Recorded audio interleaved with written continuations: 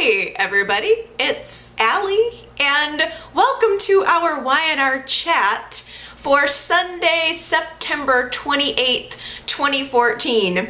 Last week, Mariah overheard Sharon's nightmare where she was talking out loud and confessing part of the big paternity secret, and having this little crumb of information, Mariah heads straight for Victor, and it was actually kind of smart of her. She offered to give him this information about Sharon in exchange for enough cash to get as far away from Genoa City as Kevin's motorcycle will take her. I thought, well, you know, that's actually, it's pretty clever, girl, because I was starting to question her commitment to actually getting out of this town. She's all the time saying about how all she wants is to get away from Genoa City, but she owes this debt to Sharon. If Sharon's such a bad mother, such a bad person, and you want to leave so badly, why would you really even care about paying her back? If Sharon did you wrong, why would you feel indebted to her over money, no less, when she's as rich could be? So I was kind of like, well, okay, at least it shows that Mariah is actually trying to get out of town. The only problem is her assessment of the situation is close, but no cigar. She tells Victor that Faith is not Nick's daughter. She thinks that's the paternity secret that Sharon's hiding, that Faith's father is someone else, that Faith is someone else's love child. And so Mariah gives Victor this information, and he thinks it's very interesting. He is not gonna give her any money until he confirms it on his own. And it was kind of interesting, or actually I think he did give her a little bit of cash, because Nikki walks in on this meeting between Mariah and Victor. And I guess I kind of forgot, or wasn't really putting together the pieces, that Mariah is now officially Nikki and Victor's granddaughter. So Nikki walks in, she's not happy to see that Victor's handing over cash or really having anything to do with Mariah, given the past of their relationship. And it was really a not so pleasant first meeting with her new long lost granddaughter. Nikki's trying so hard this week to be positive, to keep it positive, but her relationship, Victor's relationship with Mariah, has become a sticking point in their relationship. Nikki and Victor are fighting over it. Nikki doesn't trust him. Victor's lying, of course, about why he gave Mariah the money, and Nikki is, I think, just trying to find some happiness with something in her life. There was a brief little scene between Nikki and Mariah where she wanted to give her the chance, just wanted to believe that there was some level of good in her, and Mariah didn't give Nikki what she was looking for, so that relationship is left unsatisfying. But I also, just on a quick separate note, I thought it was nice that Nikki is trying really hard to have a relationship with Nick and Sharon. She offered to throw a wedding shower for Sharon. She goes to Victoria to propose this idea. Victoria's like, I don't want to throw a shower for Sharon. Why would we do that? Shouldn't somebody who likes her throw the shower? Which was so petty and rude of Victoria that she, you know, out of sheer love for her brother, she couldn't lift herself up to embrace Sharon with open arms. But then again, I'm sure there's a very obvious argument to be made about why Sharon does not deserve to be embraced. But I guess I fall a little bit more onto the, well, definitely onto the Sharon, into the Sharon camp. I like her. I'm forgiving her. So I'm assuming everybody else should too. Victor has latched on, though, to this little piece of information that Mariah has given him.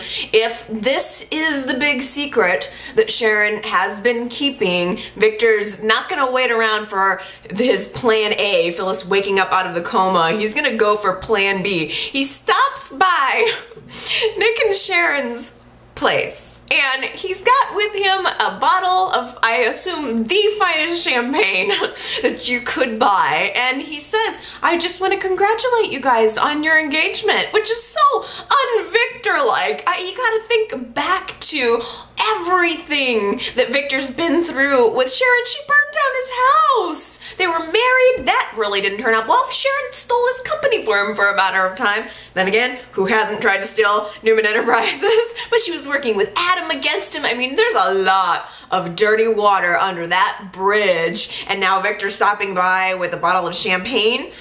Don't think so. There's something else going on there. He is able to get Sharon out of the room for a little while, and after they've had this toast to their relationship and to Nick's happiness, Victor totally fakes a headache, sends Nick out of the room to go get some aspirin while he grabs the champagne glass that Nick was drinking out of and a hairbrush out of Faith's backpack, knowing that these are going to be some DNA samples. This is his little plan. He shoves the champagne and the hairbrush into some Ziploc baggies and then just like real quickly sits back down on the couch like nothing happened. I mean, it was such a treat to see Victor. I don't know, there was something about that scene that was so cool to me. He's being all sneaky for 1 second, and then the very next second he just sits down on the couch like absolutely nothing just happened. Hope no one notices the Ziploc baggies hanging out of my jacket pockets. It was kind of awesome. That had to have been probably my favorite scene of the week. It was endearing. For some reason, it endeared me to Victor. We don't usually see him being so overtly sneaky. A lot of the times he is making a mysterious phone call to get something done, but he's very rarely hands-on. And I just enjoyed it. I don't even know why. But he's got his DNA samples. Nick comes back downstairs and he knows. He's like, all right, what's up? Why are you here? What's going on with this? You sent me out of the room to get aspirin. I'm suspicious of you. I mean, Nick knows, and Sharon knows too, that this goodwill gesture from Victor is gonna come with a price tag. It always does. So Victor talks his way out of it, but the next thing you know, he's on a flight to Sweden. He's gotten a recommendation from Phyllis's coma doctor to meet with a very discreet company in Sweden who can perform this this paternity test. He goes to the office, he hands over the DNA samples, and the Swedish doctor assures him that probably unlike the diagnostic labs in Genoa City, this test is going to be accurate and it's going to be private, and it's hopefully going to be quick too. I'm hoping that early next week Victor will get those results and get that thought out of his mind. Now, as Victor is in Sweden, Nick is still suspicious, wondering why was Dad doing this? Something's up. He goes to Victor's office where Victoria is working, presumably just trying to bury herself in work to not think about her personal problems, but it's weird to see her in Victor's office after everything that's happened between them and how many times she proclaimed she would never work at Newman Enterprises again. She's sitting right there at the desk doing work for Daddy, and Nick comes in and kind of tells her that he's suspicious, he's wondering what Victor's up to, and she says, I know what you want. You want to search his desk, don't you? And it made, I guess, Victoria saying that to Nick, implying that he wanted to do something kind of underhanded, made Nick realize, wait a minute, I'm not my father, and I don't want to take that kind of action. And this is a real big tangent, but it was something I was thinking about this week. Nick is nothing like Victor. I mean, even just that brief scene after the champagne where Victor and Nick are talking, you can really tell they're two very distinct people. And it's kind of a similar family dynamic to what is going on Bold and the Beautiful, or what they're trying to build on Bold and the Beautiful right now.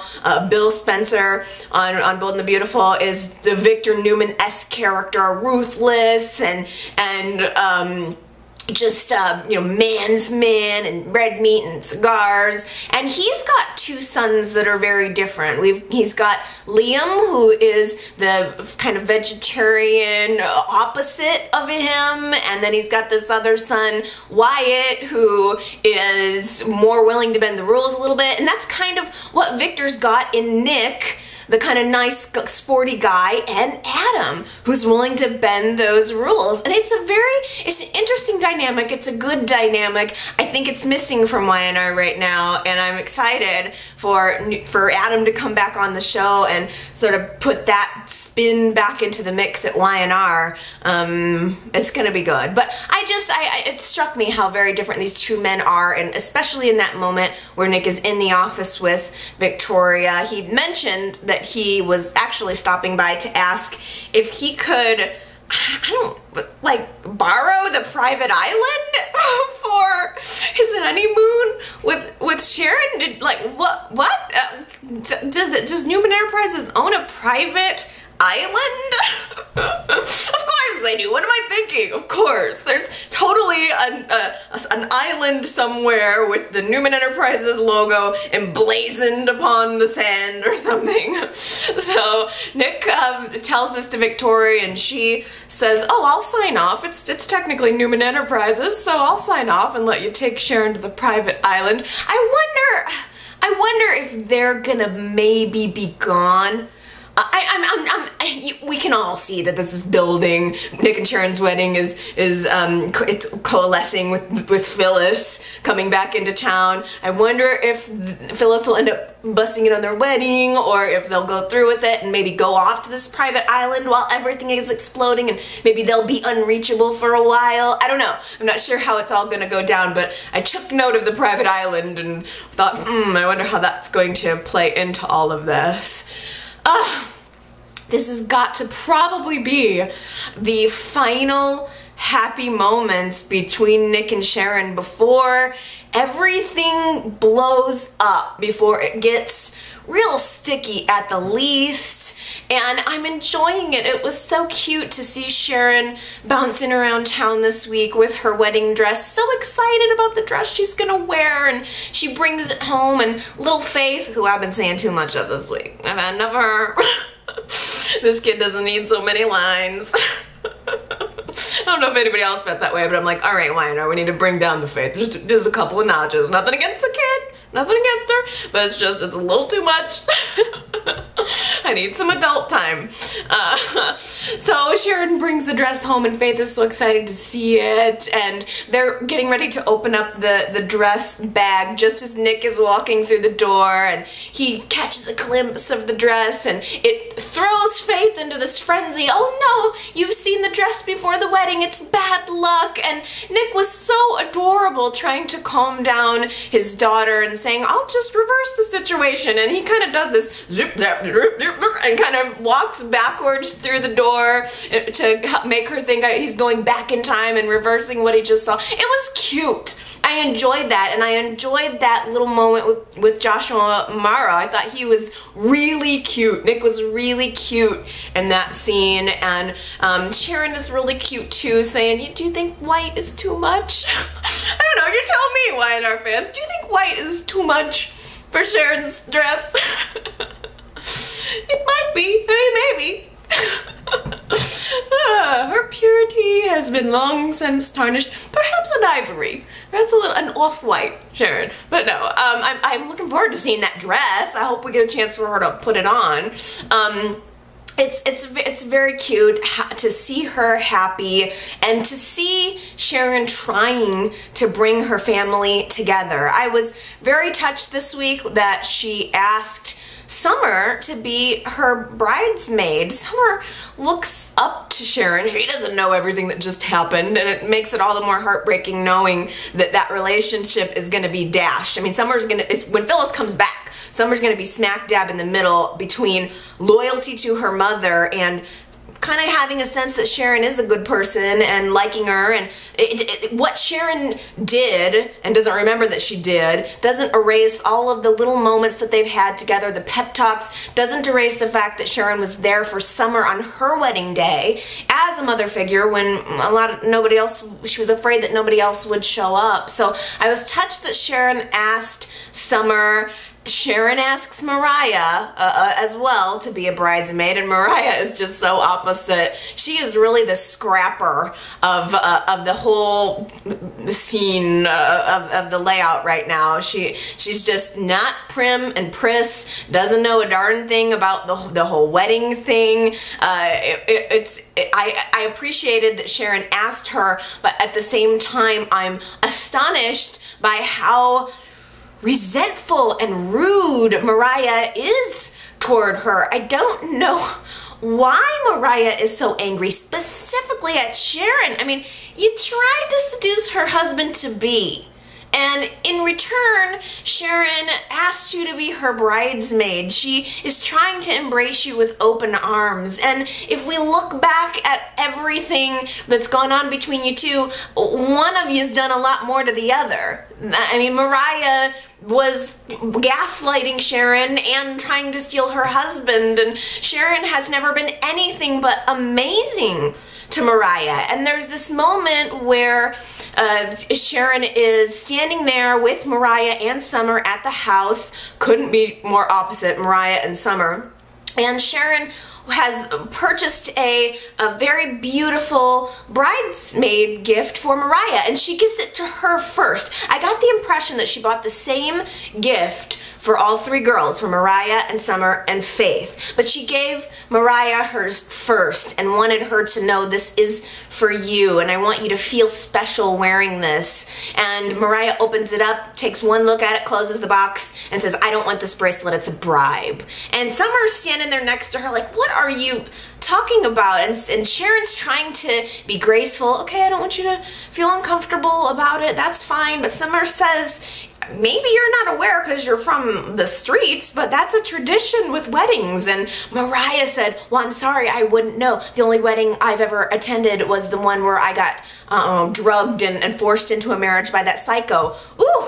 It does show, like as mad as I am at Mariah, it does show this is somebody who has not had an easy life. And she is not afraid to mention it at every turn along the way. Mariah didn't have a trust fund. She hasn't grown up with all of these upper class traditions. And so it really does present a stark contrast. And I guess in a way that Mariah is unapologetic about that. I mean, I think she's a brat, but there are some things that I think she, I mean, she doesn't have to stay in town. She's at least trying to honor this debt.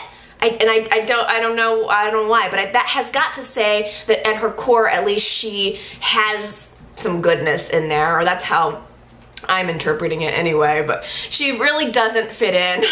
Mariah does not fit in with the other girls. I thought it was a really cool, almost tableau, seeing Summer and Faith and Mariah standing there in their outfits. So Faith is all prim and pris for her little, I don't know if she's a flower girl or a bridesmaid or whatever, but in kind of a tutu style dress, which was adorable. It was a beautiful dress. Actually, the dresses were gorgeous. I love the wedding colors. It's kind of wine and deep purple. So I can't wait to see Sharon's dress. But the dress that Summer and Mariah were wearing was identical, gorgeous. I don't know, it had like some sheer straps. It was just really beautiful. I love the color, love the cut, love the material, and it was weird to see Summer and Mariah wearing it side by side because these are two different women trying to put on the same thing, trying to be in the same space. And there was just something representative about that and that I enjoyed seeing. Mariah, I can't wait to rip the dress off of her and just go back to work at the bar where she's comfortable. Oh my goodness. There's a lot of facets to this storyline. I'm enjoying it. I feel, I can't get it out of my mind that the wedding has got to happen next week. Or not happen, I don't know, when and if Phyllis busts up into the middle of it all. Phyllis is still hitchhiking her way back to Genoa City. You know, I was thinking about this week. I do think that Y&R has done a pretty good job of slow building Phyllis's return. It wasn't like a ding, like all of a sudden, brand new Phyllis, like microwave Phyllis. You put it in for 1 minute and ding, here you go, here's your Phyllis. It was something that Y&R kind of slow baked. We saw Phyllis in the coma. We saw slow signs of life. We saw her coming to physical capabilities. We saw her coming to mental capabilities, and breaking out of this coma facility, or this patient facility. I did not expect. That's not where I thought it would go. But she is now. She knows who she is. Presumably, I don't know if Phyllis entirely understands what happened to her. I don't know if to what extent she understands what Sharon did or the information that she had before the fall, but she knows she has to make her way home. Mostly any indication we've had of what Phyllis knows has been her hearing Summer saying that she misses her, wishes she would come home. That seems to be Phyllis's main motivation, is just getting to Genoa City. And I think Y&R did a good job this week of showing the hitchhiking process. They could have just let Phyllis show up at the door, but instead they've taken us on this journey with her. They've built so many road signs. Multiple road signs to Genoa City, 200 miles to Genoa City, and welcome to Genoa City. So they've got their set builders working hard on those, and they looked good. They looked real good. I think Phyllis returning to town is going to be exciting. I think it's going to add a lot of complications to a lot of situations. As difficult as it has been for me to really warm up to Summer, I do look forward to seeing how she will handle being in the middle of all of this. Summer's world is going to be rocked. It was rocked when she had to start accepting Jack as her dad, and now to realize that her father was stolen from her by a woman, Sharon, who she's now come to respect. And I mean, Summer had everything in her life lost and torn apart, which I think is the reason why she was clinging to Austin so hard. And now Phyllis is going to be back. I wonder what Phyllis is going to really think of Austin. I just still am having a hard time accepting him. I don't know. Maybe it's only been a few weeks, and every time we turn around, it feels like Y&R is trying to show us, oh no, he's a good guy. He won't accept a expensive gift from Summer because he's just not like that. But there's just still something about him that I'm not wanting to trust. It was kind of interesting that right after Sharon asked Summer to be her bridesmaid, Summer went to the underground and she witnessed this moment between Austin and Mariah where she accidentally kind of spilled. They were playing around, being friendly, and Summer spilled a drink all over Austin, and they were laughing about it and just getting along. And Summer seeing her husband laughing and getting along with a woman who she hates and doesn't trust and is kind of known to be a man stealer. But this week it has become more apparent that those two are the outsiders. There is a class structure, a very clear class structure that those two don't fit into, and I think Summer's starting to wonder if Austin is feeling uncomfortable in her world. I think it's becoming clear that Austin, if his intentions are true, he is somewhat uncomfortable in her world and is able to connect a little bit more with someone like Mariah, who doesn't spend hundreds of dollars on a tie. So I felt bad for Summer. I wonder if she's going to gain her mother and her father back but lose her husband. I don't know. Mariah made some really rude comment about Summer's mom never coming out of the coma, and she runs away and calls the facility to try to see if to say she's going to schedule an appointment to come see her mother. The doctors, everybody knows that Phyllis is gone. She's escaped. They're all looking for her madly. They've got the police on the job, and every time somebody calls the facility to talk about or to Phyllis or whatever, they're lying. That doctor is covering. He's not overtly saying, you know, he's just not telling them what's up, that Phyllis has escaped. His butt's on the line. He's gonna be getting in trouble at the end of this. Phyllis is out there hitchhiking, which is so, for somebody just out of a coma, it was so, it's so dangerous. She hitchhikes a ride with this businessman guy who had a creepy vibe from the start, and a couple hours into the trip, he's trying to touch her leg, tries to put his hands on her like he's gonna get some. I loved that she whacked him in the head with a flashlight. She's just like, forget it. She's at least got some of those faculties back.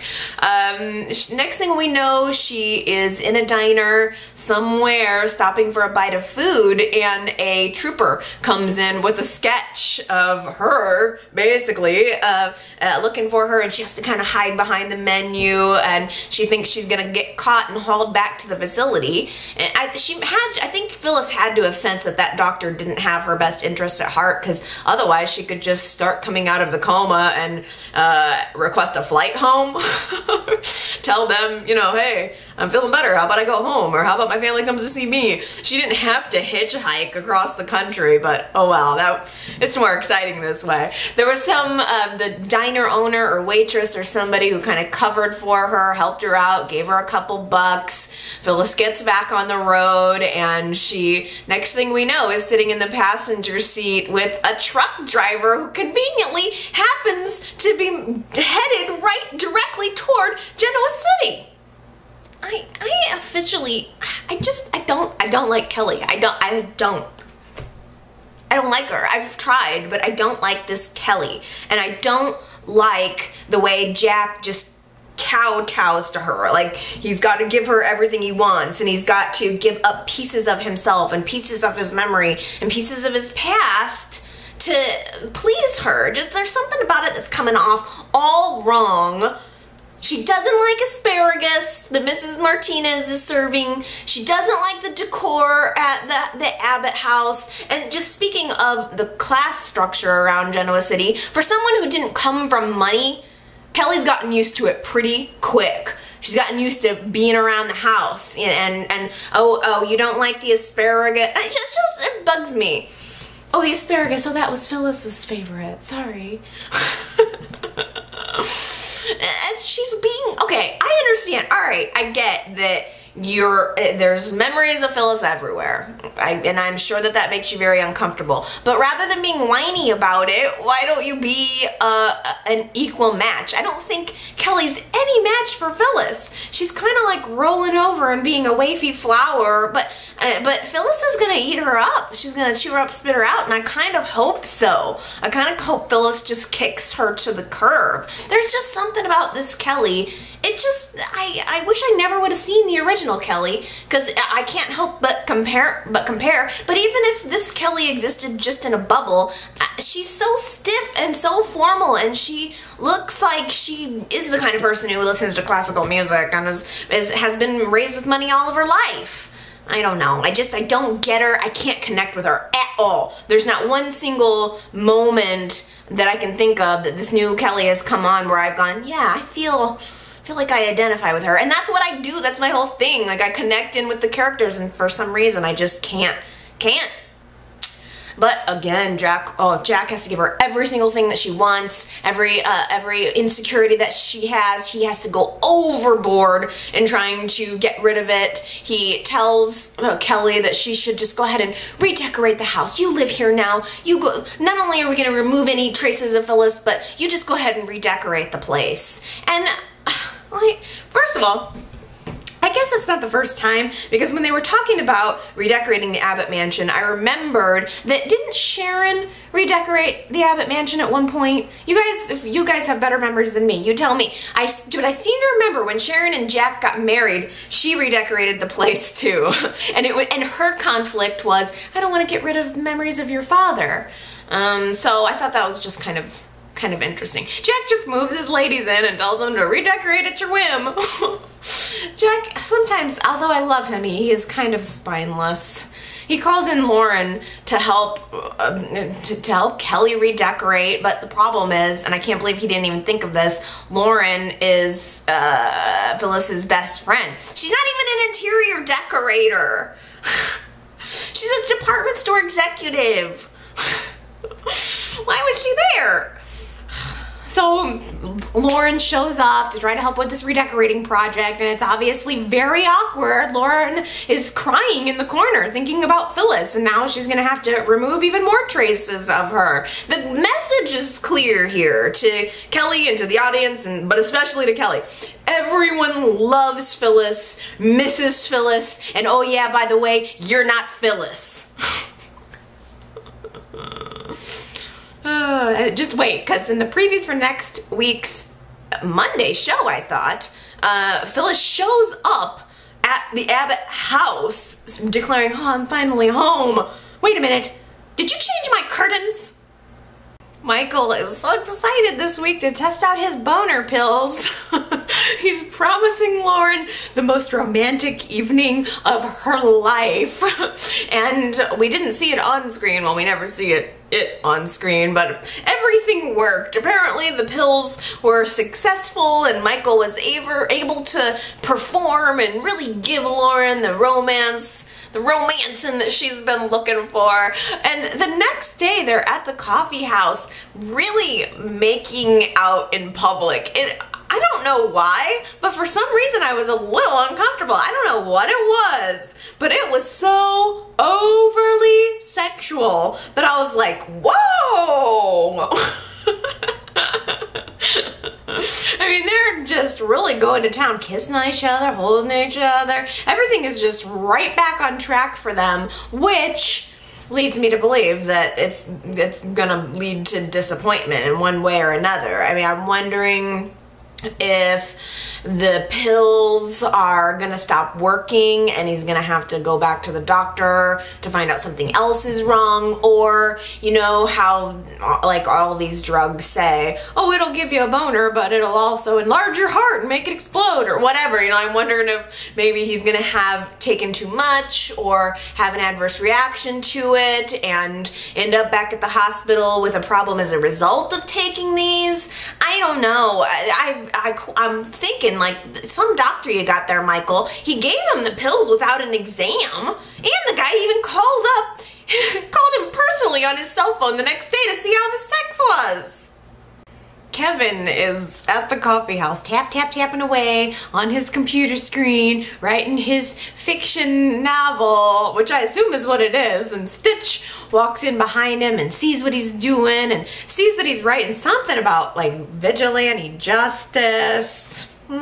Which is, it's kind of in keeping with Kevin's character. He's been out there doing things around the law for many years, and pretty much since he came onto the show. But it's like, does Kevin think he's Batman?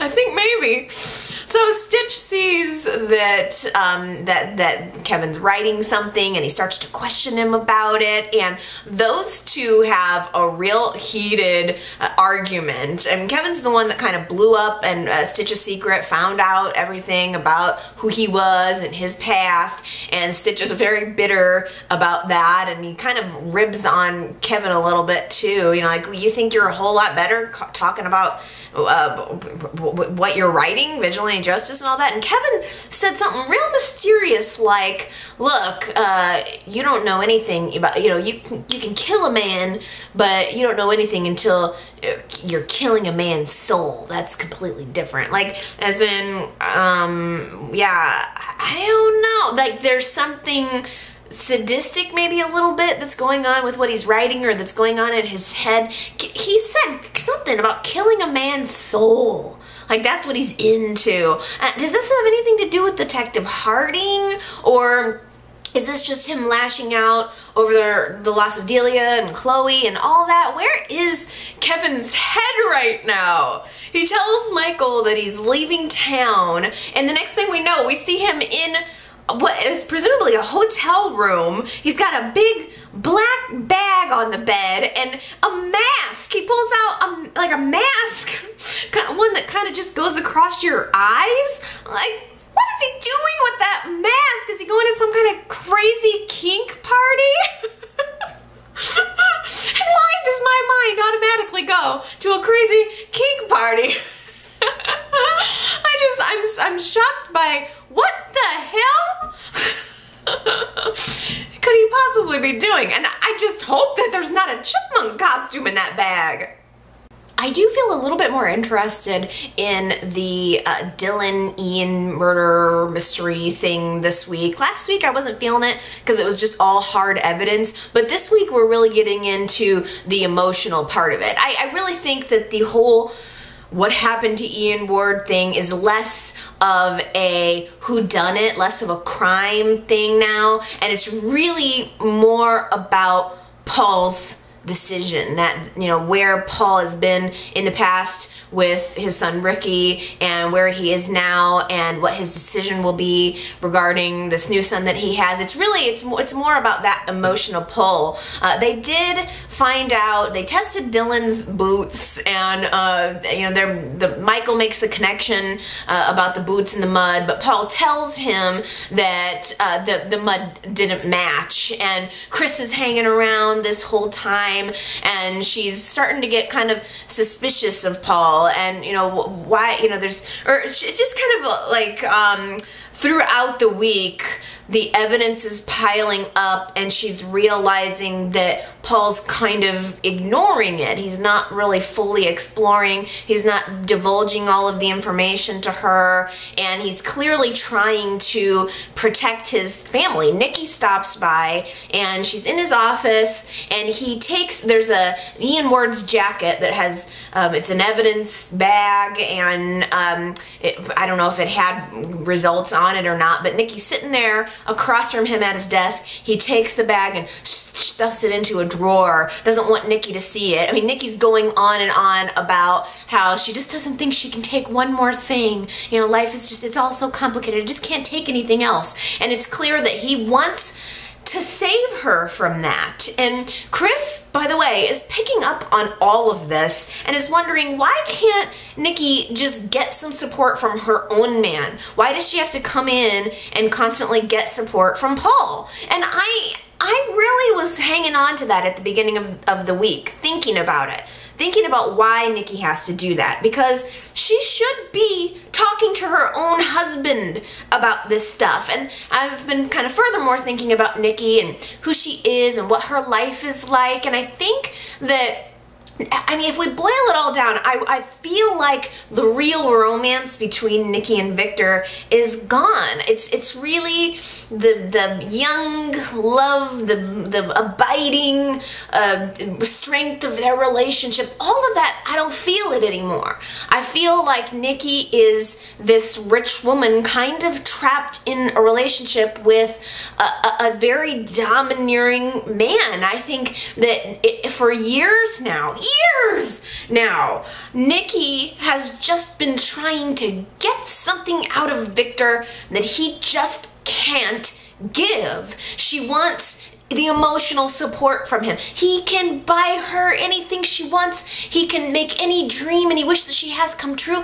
but he can't give her that piece of himself. And so she's looking for it elsewhere. And it's not fair to Chris. It's not healthy. And if, you know, Nikki were coming around my man trying to get support and always crying on his shoulder and breaking up on my honeymoon, I think I'd be a little bitter about it too. Now, don't get me wrong, because I like Nikki, but it's harder and harder to really respect Nikki, and I don't know why absolutely no one in her life is figuring out what's going on with her or questioning her. And she's in a type of relationship where her husband doesn't really know what's going on with her. She's full on drinking now. I mean, if she's drinking out of bottles in her bag, it's not just going in, oh, here and there. She's drinking out of bottles in her bag, for crying out loud. Why? Is no one figuring this out? It's insane. She's not that clever. She's not that smart to be hiding it. You can't just down bottles of vodka, pop a breath mint, and nobody's gonna know. How can her husband not know what's going on with her? How can her children not know what's going on with her? I don't believe that Nikki is good enough to cover this up. I just don't. I think Nikki is the kind of person who wears her heart right on her sleeve. It's shocking and unbelievable to me that nobody can see what's going on with her. And she, again, her husband is unsupportive, just period. He is unsupportive and he's unaware of what's going on with her. And so I'm not entirely unsympathetic toward what's going on in her life. I just at the same time know that she needs her own man. And it can't be Paul. Nikki had her chance to have Paul. And she chose Victor. And she's always going to choose Victor. She loves Victor. But I don't know that Victor's necessarily ever really been what's best for her. After she visits Paul, she goes to the athletic club. And I guess I'll take that back because this was kind of clever. She orders 1 club soda and 1 vodka tonic. They look almost identical, but it's easily swapped. She's like, oh yeah, the club soda, that's mine. Leave that vodka right across the table. And she has this moment where she tries. She wants to take it. She wants to switch the glasses, but I did think that, I never would have thought of that. And you could pretty much order your vodka tonic there. Nobody would really notice what it was. But she doesn't drink it. She leaves it sitting across from the table. And Paul shows up. He sees her sitting there.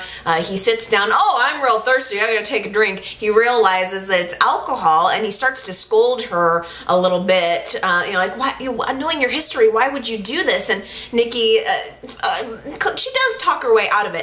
I would never compromise my sobriety again, Paul. Oh no. Today. Oh, I don't know. Her and her son are kind of screwy. Dylan is over at Paul's office and he's straight up snooping around.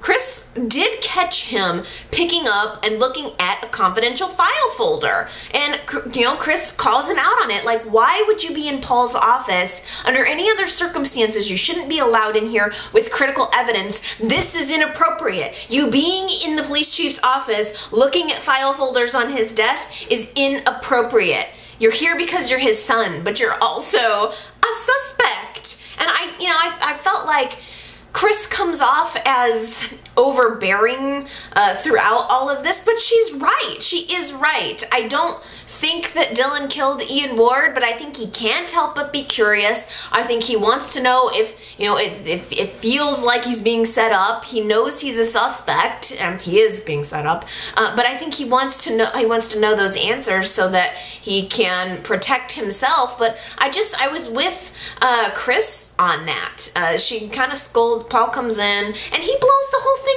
off like, oh no, it's no big deal. But I was with Chris. I'm like, no, it is a big deal and you're ignoring it, Paul. Once I tapped into the emotional center of this storyline, I'm able to feel it. If it's just all about muddy boots, I can't. But this it helped me this week. Dylan leaves the office, goes to visit with Nikki. She's at the coffee house drunk. She's got slurred speech.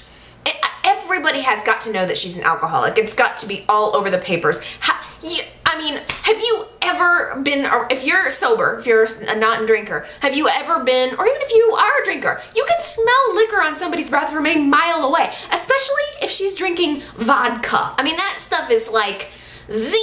It is distinct. It is hardcore. You could smell it. And Altoids aren't covering it. So I cannot believe, with how obviously drunk she was, that they're just not figuring it out. She's telling Dylan, she says something to him like, I don't blame you for anything. Some things we do are just not within our control. So it's clear she's going through something. I keep wondering if Nikki had anything to do with Ian. I just don't think so, but I don't think either of them did. I think this has all been set up for months and months. Dylan chalks her behavior up to MS. The case moves forward. Paul finds out that the call to the insurance company came from inside Avery's house. Again, this was planned all along. Who would have been inside of Avery's house? Could it have been Ian? Could it have been his goon? Austin was in Avery's house a lot. Is there any chance that he has some kind of connection with Ian Ward? He is, as we've established, a similar kind of situation as Mariah. So he grew up without a mother in this bad circumstance. Is there any chance he was involved with Ian and could have been helping? I did read that, by the way, that Austin, the actor, got his contract.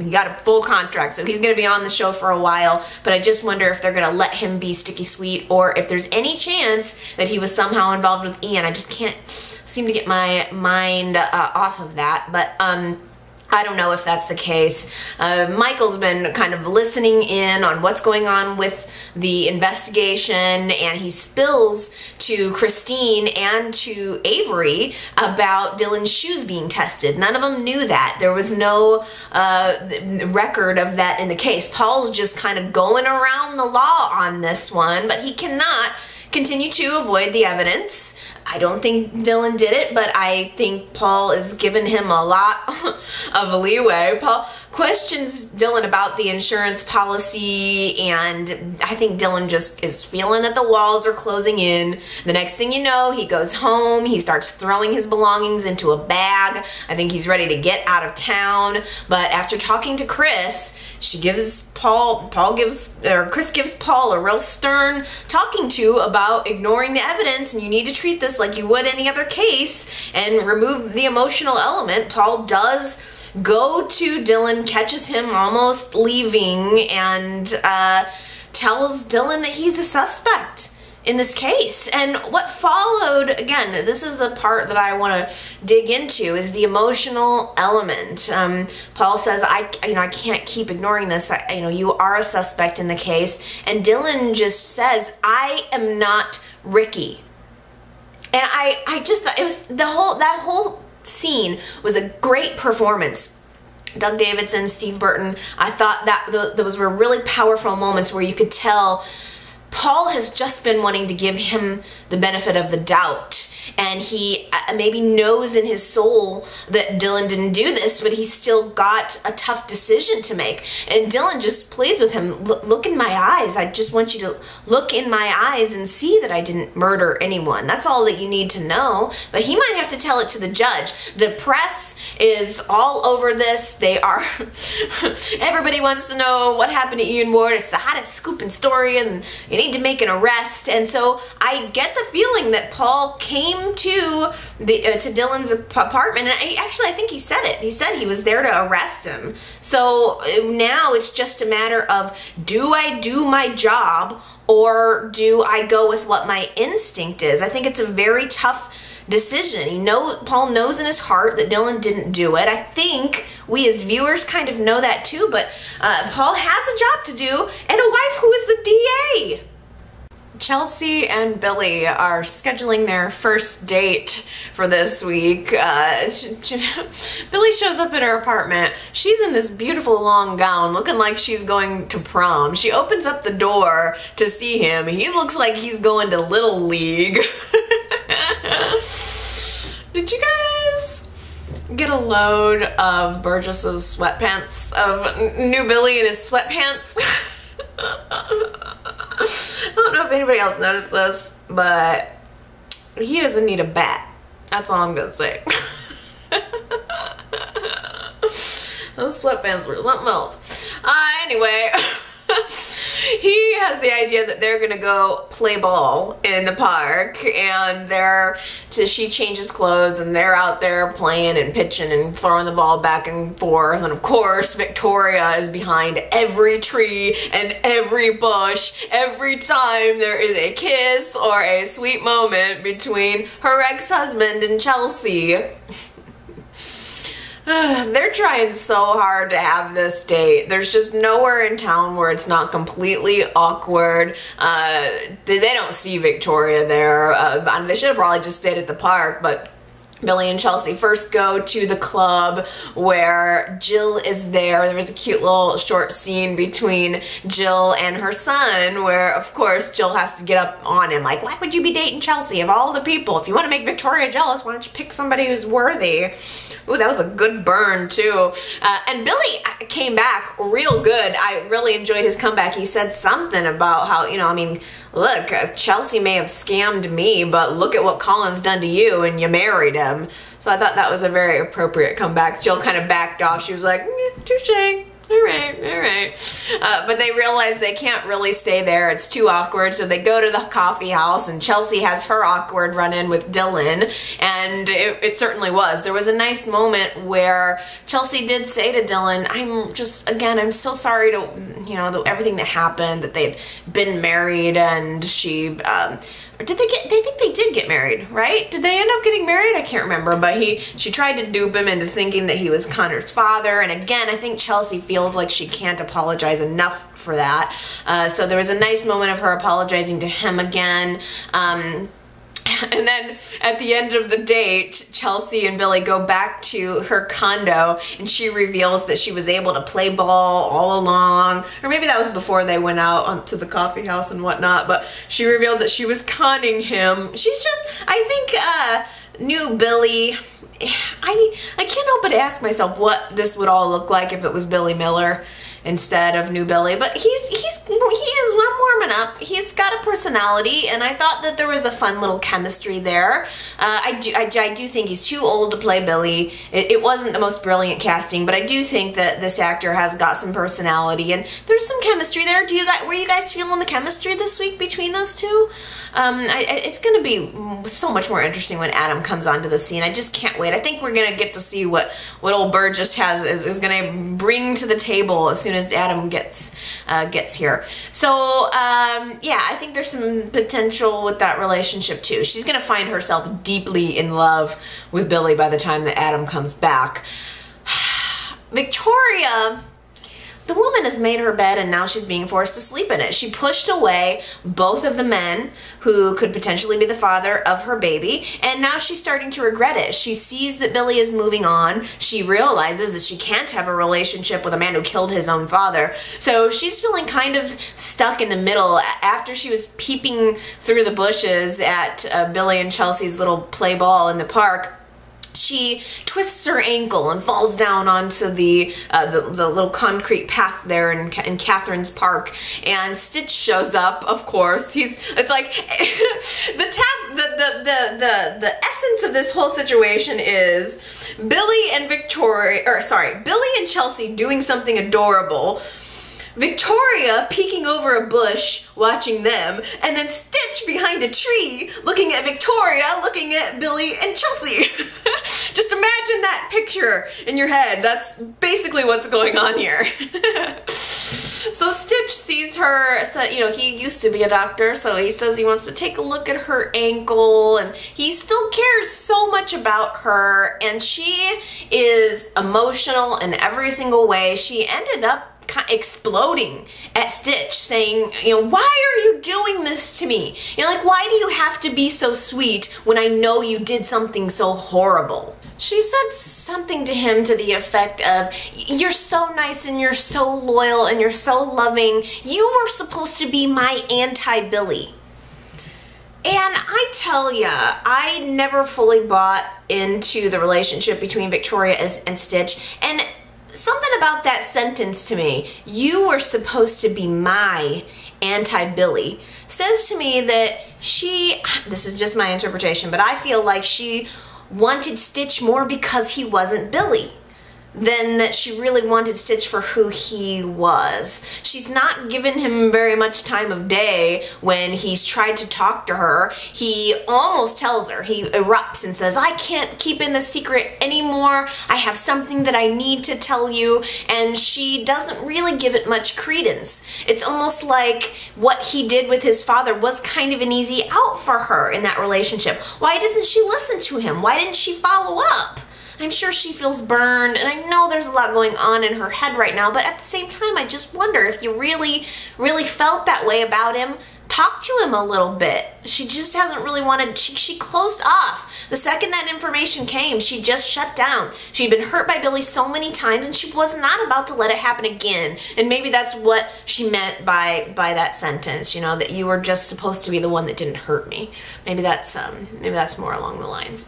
So he almost tells her when his mother shows up in the park. And Victoria, well, his mother goes on about what a great guy he is, and Victoria kind of hightails it out of here, like, I don't really need to get the hard sell on Stitch, thanks. And he and his mother have a conversation in the park. Well, actually, I want to say first, Victoria leaves the park, goes to Newman Enterprises, where Nikki stops by, and she's telling Nikki all about, Victoria's telling Nikki all about Stitch's mom, and now Nikki knows Stitch's mom. She's pretending that she doesn't, but she knows this whole story, and she knows that Stitch's mom has a secret of hers that could potentially blow everything up. So Nikki's, I think on the one hand, she was kind of trying to present the positive side of the situation, saying, you know, she's just chosen to forgive her son. That's who she is. I would forgive you of anything. Even if you did kill your father, I would forgive you. Especially if you killed your father. If you wanted to kill your father, Victor Newman, I would forgive you. Just kidding. But Nikki does kind of issue a caveat and says, you know, it's probably better just to stay away from her. Just better to stay away from this woman. Now, Stitch and his mother are having a conversation in the park, and she's basically convincing him not to reveal the full truth about the situation with his father, basically convincing him that the lie is a more convenient truth for people to believe and to understand. Well, for who? Who's that working out for? The only person I can see who's benefiting from this lie is you. So convincing her son to lie for murder, which is what I think it's all boiling down to here, makes her a shady character in my book. And how many times does Nikki have to tell you that she doesn't drink before you'll stop inviting her over for cocktails? This week, Neil is trying to convince Hilary to go on a business trip that Jack has offered to her. Go ahead, you leave. You don't need, I can get along just fine. Oh, I know, I'm blind, but I don't need you here for me all the time. You go on this trip. It'll be a good opportunity for you. Good opportunity for you to get away, clear your head, and Hilary's completely resistant. She doesn't want to leave Neil. She's made her choice. She's made her bed. She wants to lie in it. So Neil is trying to convince her to go get away. Of course, Devon is... It's like that. It's that same picture of Devon peeking behind, you know, he's behind every tree watching Hilary and Neil together. He is always right there. He comes up to Hilary and Neil, and of course Neil tries to convince Devon to convince Hilary to go on this trip, but she's not budging. Finally, she realizes, you know what, maybe I do need to get away from this craziness, and she agrees to go on the trip. Neil takes a secret phone call and reveals that this is actually a trip that Jack created at Neil's request. So Neil's kind of trying to get her away, or trying to get, I mean, I don't know if he's still intent on pushing her away, or if it's more about he just thinks she needs a little break, wants to do something for her. It may also be a little bit of both. It may also be that he is just looking for a little bit of space himself. But there's just something, every time I see those scenes where Devon and Hilary are passionately looking at one another, and Neil is blind and completely clueless, blind in every way, there's something about it that just, I cannot believe that he does not know that this is going on. Blind or not, it's shocking to me that he would not be able to figure it out, especially when he's going on and on about how all of his other senses are just so keen. Oh, all my senses are on firing. Well, no, they're not. Your common sense is not firing. So but there's a part of me this week when I saw Neil making that phone call where I thought, you know, wouldn't it be interesting if Neil knew exactly what was going on? Okay, it's time for some of your comments.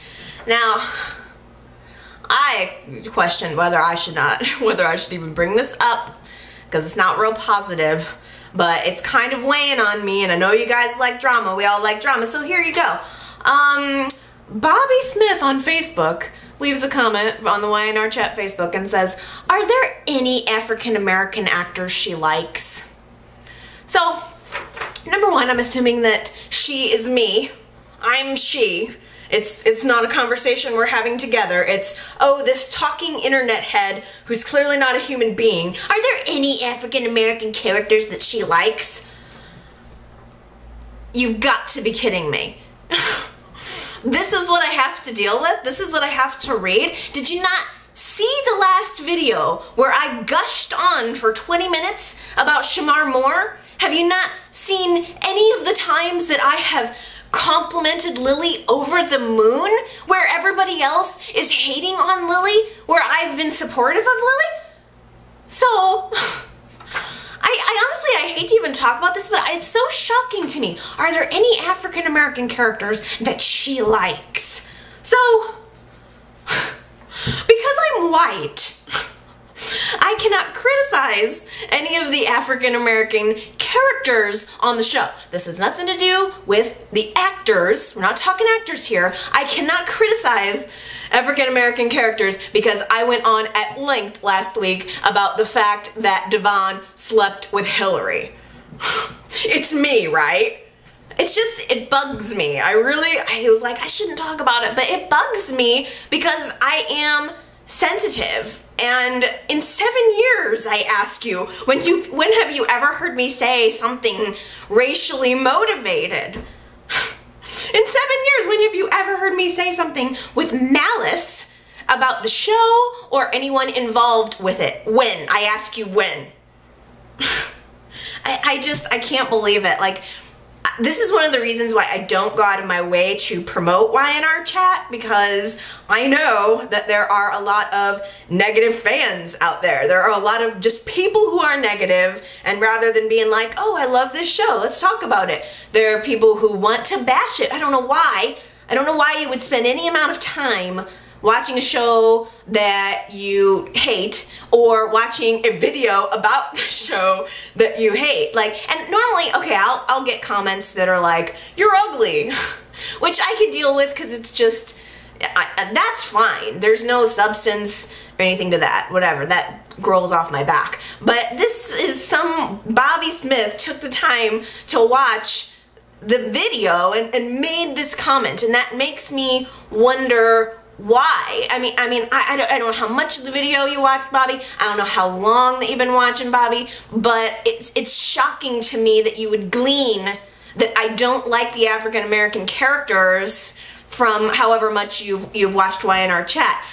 For the most part, I'm so lucky that you guys who listen to YNR chat weekly are so nice to me. Like, it means a lot to me because this does take up time. Not only do I watch the show, all 5 episodes, but then I gotta kind of get together what I'm gonna say, I gotta set up the recordings, I gotta edit the recordings, I gotta post them to the websites. Like, this is not something and not only that, but weekly for 7 years. This is consistent content. When do I ever blow this off? I'm providing this regularly. Like, it's not something that I'm doing flippantly. Like, it's a commitment, and I'm committed to it, and for the most part, my reward is that you guys are really nice and you feedback and provide, you know, even if you don't agree with me, it's, you know, constructive and respectful and mature.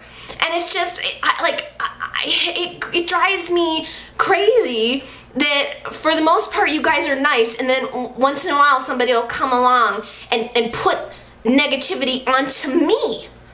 Like, feel free to keep watching and keep commenting, Bobby, but don't put your issues onto me.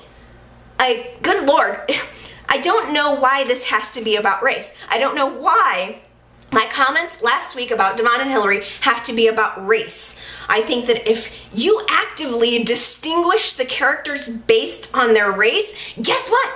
You're racist. Not me. Not me. I should have just ignored it. I should have just ignored the comment. But I'm human. I'm a human being. It's like, I guess we're so tapped into content on the internet now that, and everybody's a talking head that you forget that or something, but I'm a person, and I'll admit, it makes me want to stop reading comments a little, because I don't need that. Like, I don't need that negativity at all. It doesn't contribute anything, and it makes me feel less motivated. Are there any African-American characters? Or no, she said actors. Are there any African-American actors she likes? Ugh. So there you go. There's some drama. You tell me if I come off as a racist to you. Someone who doesn't like black people. Oh yeah, clearly. So there's that. Enjoy the drama. Just thought I'd share it with you a little bit. Now, Aaron on YouTube says, Devon is starting to annoy me. Whoa, Aaron! Wait a minute. You're criticizing Devon? He's annoying you? Well, clearly you don't like the African-American characters on the show. How dare you? I'll go on. Aaron says, Devon is starting to annoy me. I can't believe he knew he had feelings for Hilary last year, and instead of ending things with his gold-digging girlfriend Esmeralda, he paraded it up in Hilary's face, that's so true, for months, and then he has the nerve to finally want her after she's moved on with Neil. How rude and disrespectful to hit on her and then sleep with your dad's wife. Didn't he learn anything from the Tyra situation? I could not have said it better. That's exactly how I feel, Aaron. And then Aaron says, but Allie, I predict the story will continue with Hilary by getting pregnant by Devon, and Neil will think it's his, thus we'll have a DNA test repeat, but Devon's the father instead this time. I never even thought of that, Aaron. I don't know why, but like when people sleep together on the show, that's not my first thought. It has never occurred to me until I read your comment that that's what's gonna happen. But then I realized that's gotta be true. Hilary's totally gonna end up pregnant. Oh my gosh. And then Neil's gonna assume that it's his, and he's gonna be all happy, and it's just gonna contribute more to the uncomfortableness that Hilary feels, and she's gonna have to reveal the truth. I mean, Devon doesn't have a child. There's no heir for this Chancellor fortune. That's gotta be where YNR's going with it. I can't believe I didn't think of it. Good point, Aaron. Really good point. Okay, moving on. Gary called into my voicemail this past week and called back to a question that I had asked last week and a comment that I've made several times, which is that I believe Nick will forgive Sharon. But what Gary says is, yes, Nick will forgive Sharon, but what is the timeline here? How long will it take? And I think that's a very astute point because, you know, it may be something that he's just like, you know what? No, I know Sharon. I know that she was sick when she did this. I forgive her immediately. But it may also be something that takes him some time. I don't know if that is going to be a week, a month. I have no idea. But I think that's a good question. And you guys will have to let me know what you think about that. Maybe there's not a question about if. Maybe there's more of a question about when. Flash Photo on YouTube says, I think the Michael and Lauren storyline is strangely interesting. Erectile dysfunction is not a topic that I see regularly depicted in soaps. I actually don't think I've ever seen ED storylines. You are correct, Allie. Men's health issues on YNR are often overlooked or glossed over. Remember Victor's epilepsy? Yeah, me neither. I almost wish it would have happened to Victor instead, because that would be great to finally see Victor experience something he can't control. I like that. I really like that. I agree, and we talked about that last week. It's men's health issues. That's a good way of kind of categorizing it. We don't see a lot of that, and there are male fans, obviously, of the show. So I think it's a good idea if YNR kind of heads in a direction of men's issues, but the idea that it would have happened to Victor, oh, can you believe it? Eric Braeden probably would have refused to do that storyline. I can almost see him being like, I will not. I don't like your implication that my penis could not work. You're fired. Do you know who the hell I am? I'm assuming. I know nothing about him or the actor. Can you know, if I get criticized for, I'm a YouTube, I'm not YNR. I mean, how many people even listen or watch these videos. Like, I'm not a big deal at all. Can you imagine how much criticism the actors have to get on a daily basis from people about the characters and all that stuff? So that's why I try to do this with love. I try to be respectful of the actors. I mean, I don't know that Eric Braeden would be like that, but it's kind of jokingly. Oh my goodness. On that note, Bobby Thompson on Facebook says, I'm laughing over here watching Victor in Stockholm sitting in the waiting area full of IKEA furniture. I thought the same thing. It's like, Victor goes to Sweden, we gotta get some funky IKEA chairs. I had the exact same thought, Bobby. That made me laugh. And Francis Cole Whitlow on Facebook says, do you think Maureen has her sights on making sure Nikki stays drunk so she can't make the move on Victor and his money? Kelly had to help her pay for the room, so she's broke. I agree, Francis. I think that's a really good point. I mean, last week and when Maureen first came onto the scene, I thought maybe she had good intentions, but the more I start to think about it and get to know her and see the little things that she's done here and there, I think you might be right. Okay, you guys. That's the end. I hope you enjoyed it. Please feel free to leave me a respectful comment.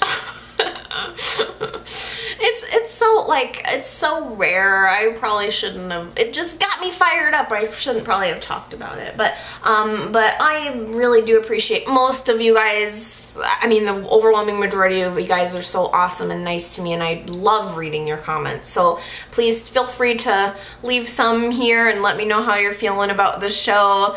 I'm gonna go take a breather. Calm myself down, and I will be back next week to chat again about Y&R. I love you guys. Bye!